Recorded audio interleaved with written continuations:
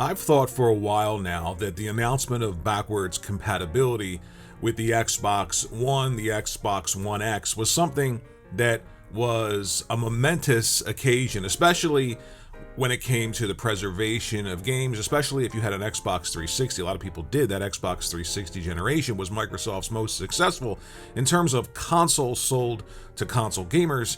And you've got all those games, so why not have them be able to be played on the Xbox One X or the Xbox Series consoles? And then Microsoft announced the inclusion of upgrades for free by using software emulation for that backwards compatibility. You got auto HDR, and you also got frame rate improvements and some resolution bumps. So I want to talk about that ace in the hole for Microsoft, because backwards compatibility, I feel, has always been a real selling point for Xbox in terms of their consoles, and especially if you're a collector and you have some Xbox games, let alone original Xbox games, which some of those are backwards compatible as well, and also increase and improve their performance through that software emulation. But let's take a look at Red Dead Redemption, because Rockstar announced that Red Dead Redemption is coming to the PlayStation 4, PlayStation 5, and the Switch, and it will essentially be 4K 30 frames per second. Now, if you had an Xbox One X, you know that Red Dead Redemption essentially is backwards compatible, but it also is 30 frames per second and has an increase to 4K resolution, and also has auto HDR. And now we move forward to the Series X and X consoles, and there are 4K 30 frames per second and a lot of other increases in resolution, a little bit higher to 4K native 30 frames per second, and you're getting auto HDR. So essentially, if you've got a copy of Red Dead Redemption on the Xbox 360, you've got an enhanced version of Red Dead Redemption that's coming out for the PlayStation 4, PlayStation 5, and Switch, which costs $50 from Rockstar.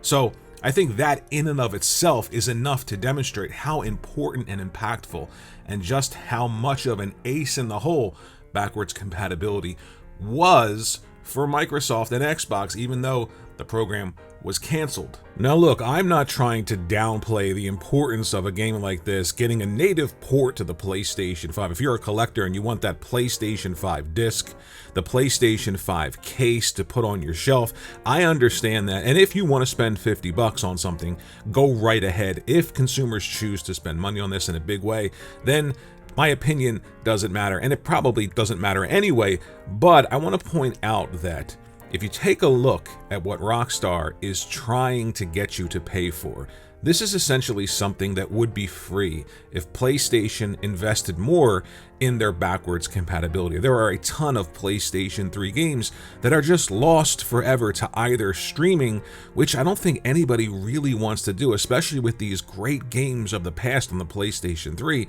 They're just stuck. So if backwards compatibility existed, those games could be played on your PlayStation 5 right now, even if Sony just decided not to improve them at all. Just put your PlayStation 3 disc in and they work. But what Rockstar is doing now is saying, since it isn't included, we can essentially increase the resolution, stabilize the frame rate, it's still 30 frames per second, and release it and charge $50. And if you're an Xbox owner, you've already gotten everything that they're going to include for $50, essentially for free, by just owning the Xbox 360 version of Red Dead Redemption and buying a new Xbox. So I have to point out just how ridiculous that situation is, and I understand coming to the Switch isn't the same thing, so $50 for a Switch port of Red Dead Redemption, if you're a Switch collector, is a bit different than looking at the Xbox One X version of Red Dead Redemption and saying to yourself, well,